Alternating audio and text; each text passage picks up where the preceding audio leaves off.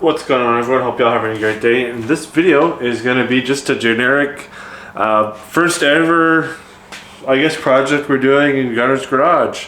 It's not really a project, it's more of the first maintenance day in Gunner's Garage, if you will.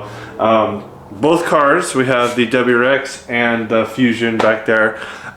We're just doing oil changes and tire rotations on both of them. Just because why not? It's my day off today, and they're well overdue, especially after from the big move from Oregon to Idaho. All those miles definitely added up, and they're definitely due. Kind of sucks that they're both due at the same time. It is what it is, but yeah, we're just more of a hang out, change oil with me type of thing. I don't know, hang out, watch me change oil, I guess. But pretty straightforward. I'm sure most of you know how to do an oil change on pretty much any car, so I'm not going to be doing like an in-depth or anything like that, but I will kind of show the steps as we go along, but I won't really talk about it is what I'm trying to say. But we're starting off with the WRX. We're going to get it up in the air, blast all the wheels off, and start draining oil. So let's get into it.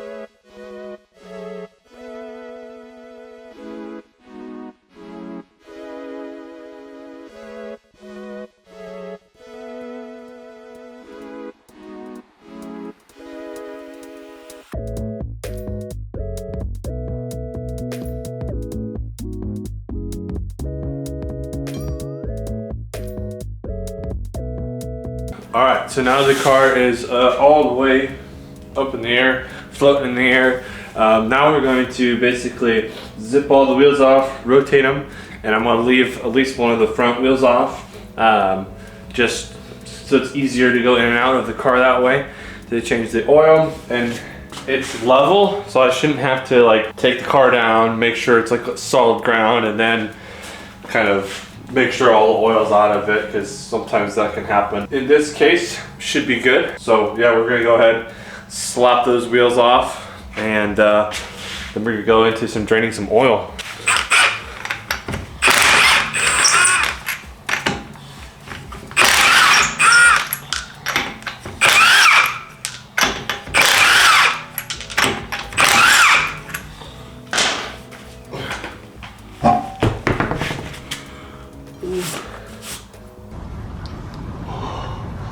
Oh no! Oh.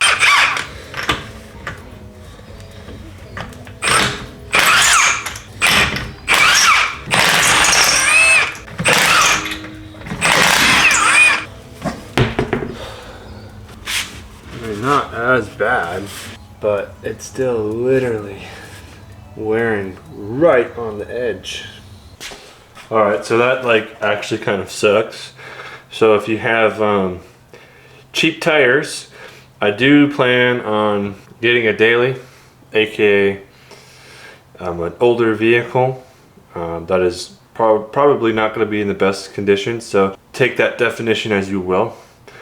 It's either going to be a pickup or, you know, some sort of vehicle from 70s or 80s or even 90s. That's automatic, and I mean, it doesn't need to be four-wheel drive or anything like that, but you know, some recommendations down below. I'm looking at OBS Chevys and square body Chevys, and or literally any sort of classic American car or anything like that.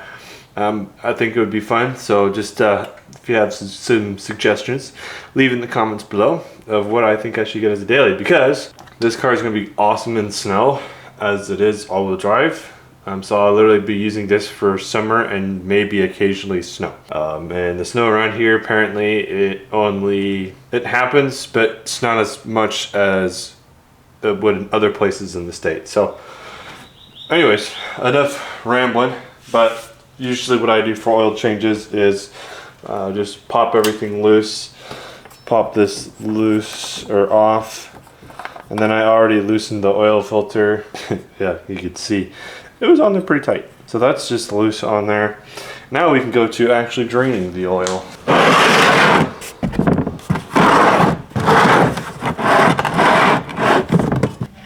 Ugh.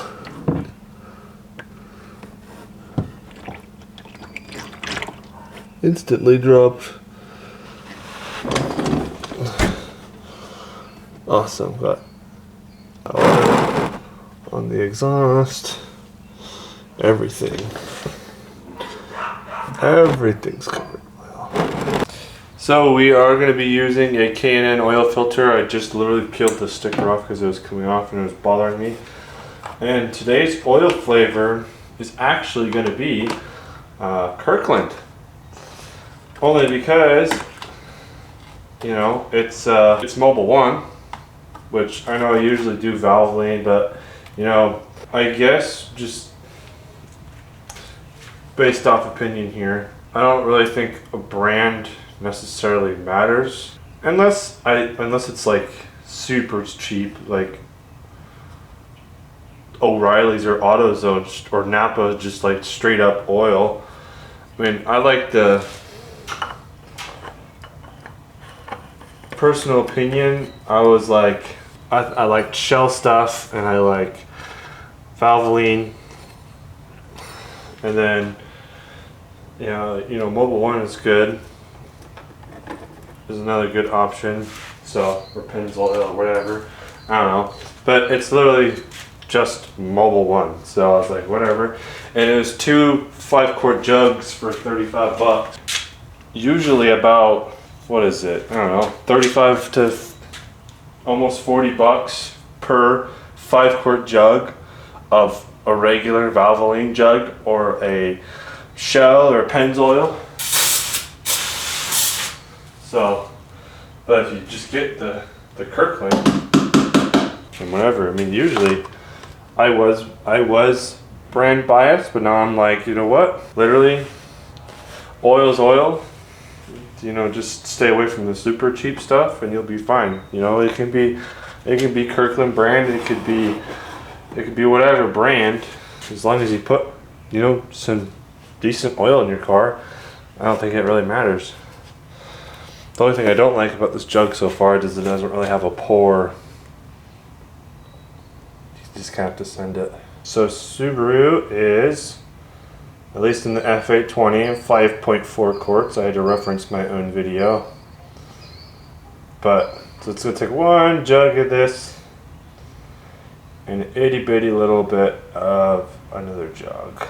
And let me ask you this, I guess, while I still have you on the air.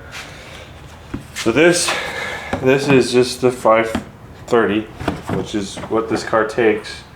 530, just confirmed. The Fusion takes 520, but does it really matter if it's a 530 versus a 520? I don't think it does. I think if you put like a 1030 versus a 530, then you can get a little shaky there.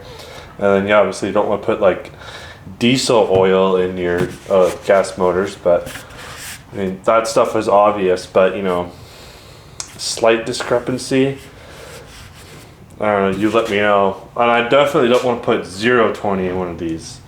So it's like a little bit more or a little bit less. Let me know in the comments. Again, I like asking questions this video. This video is very question oriented. So lots of questions today.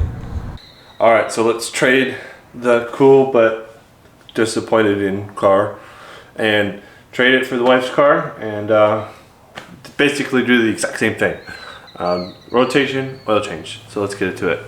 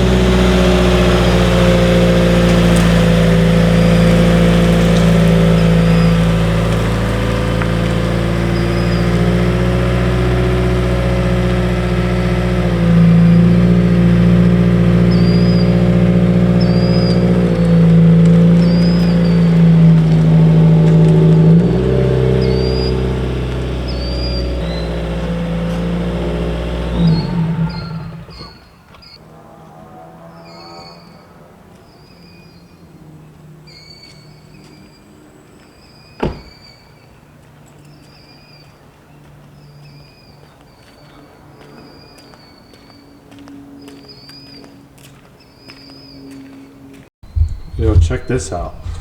I just saw this when I was pulling my car out. But there's like a massive, this is obviously not my car that's doing this, but massive oil drip drip drip drip drip drip drip drip drip. Alright? And then it's like they saw that they were leaking oil and then turned around or did something and then shot up that way and it got thicker up there. I'm like, what in the heck? See a guy walking around, he was like scratching his head too. I guess this is like recent, but I don't know how I missed that. That's just some crazy work. But anyway, swap-a-roo. And yeah, let's do an oil change on One-Eyed Larry.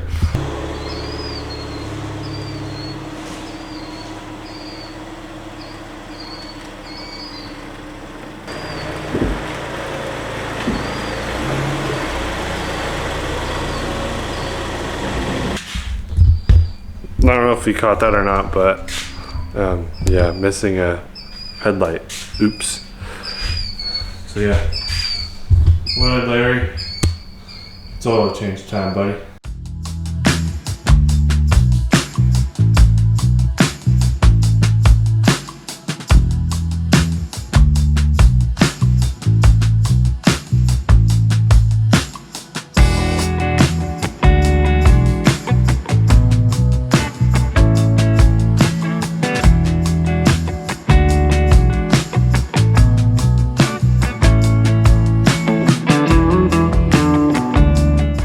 The camera is currently being propped up by a lug nut, which I think is pretty funny.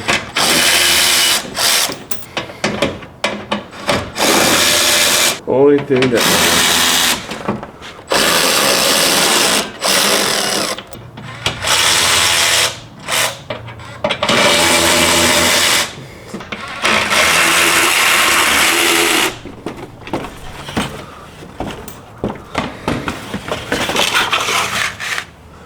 alright, bam, and bam.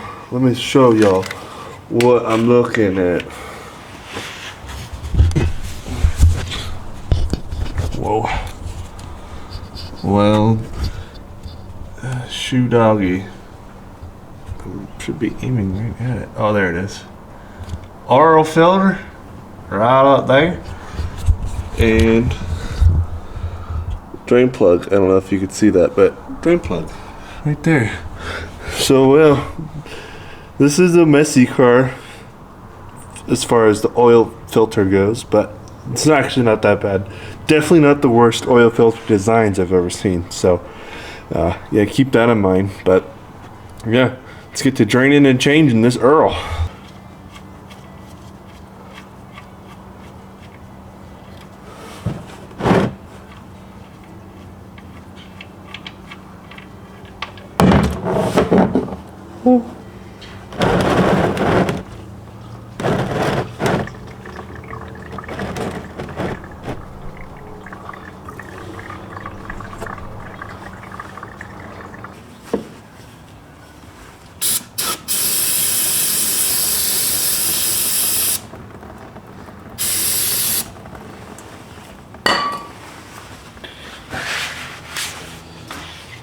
Sorry, had to steal your light, but let me know. I mean, do you guys pre-fill your filters?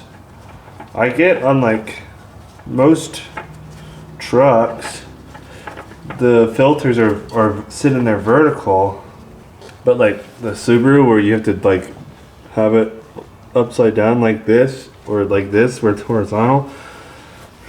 That just seems like it would make a huge mess. So like vertical I get, but any other situation, not really understanding that one. So we put a K&N on the tube and we put a fresh Wix on the Ford. on the bird. All right, so this.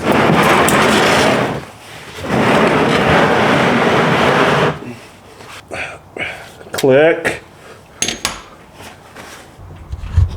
All right.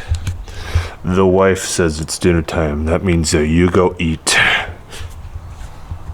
All right. So we got our jug number 2 of the Costco oil. Now, so this is a 1.6 EcoBoost.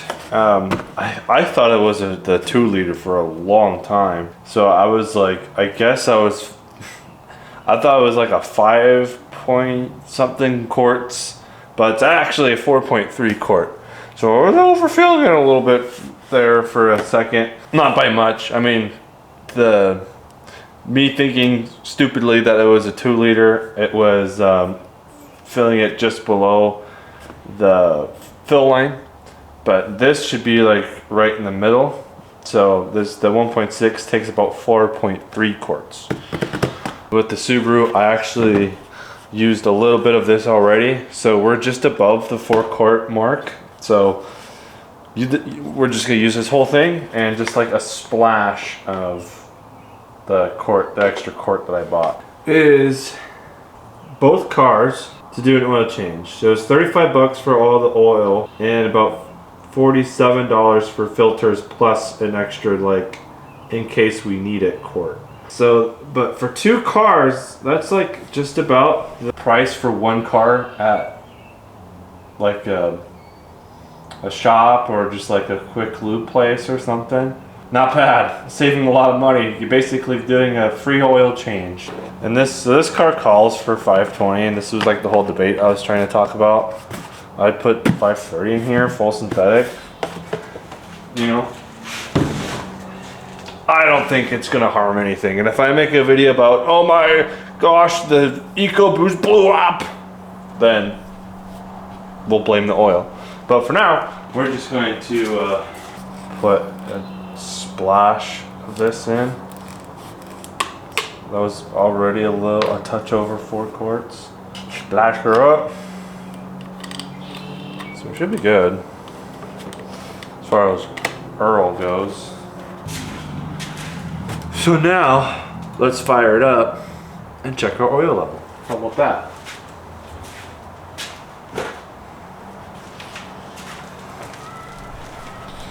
Get paper towel on standby.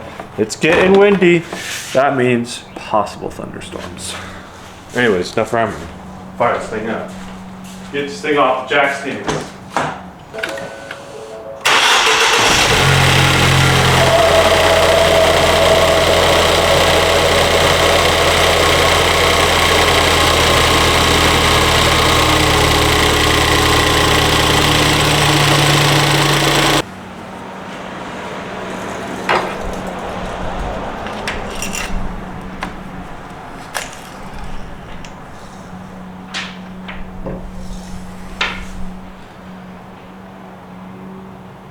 Oh yeah, we're right at the fill line for that one. So Subaru was just under the fill line. I put just a smidge more in there than what I usually do, just to kind of see, but perfectly fine, perfectly fine.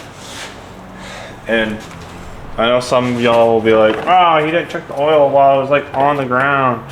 Well, it's level. It's on 4 jack stands, and they're all the same height, and the car is level. So, not much difference there either. Boom. All right. Slam this thing back together. Pull the cars in. I'm ready to go watch some Love Island with the wife because I wasn't used to those shows until I met her, and now I'm kind of addicted. So, all right, let's get this thing back together. The camera is definitely making it a lot brighter in here than it actually is. I definitely need some shop lights in here, but dude, as you can see, I had to shut the doors and I moved Rexy in, not in normal spots so don't get anything twisted. But yeah, I got just so I can finish, because you know here it gets sometimes when it gets into like the stormy season, or just, I guess, I don't know how it works around here. I've only been here a month, but like you will, when you see some dark clouds coming, you know, I guess it's just gonna be windy. So, but I mean, you'll get some like 50-mile-an-hour gusts, just randomly through here.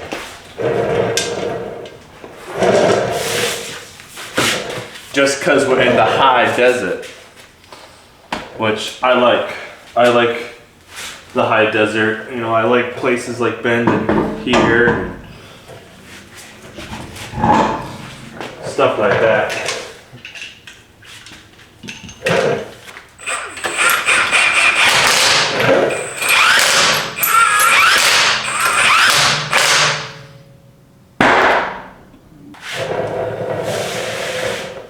Oh, why is stuff moving? Alright, well, let's get this car on the ground so nothing breaks. Hey, it's 1 a.m. I have no idea how I look right now, probably really bad, but thank you guys for watching today's video. I hope you enjoyed it. If you did, hit that subscribe button, and while it's down there, that like button will also need some attention as well. But as you can see, got some Guns Garage free merch. That's down in the description as well. And that's all I got for you. So I hope you enjoyed this kind of longer video of me just fooling around in my brand new shop. Garage. It's a garage. So anyways, I'll catch you guys on the flippity flop later.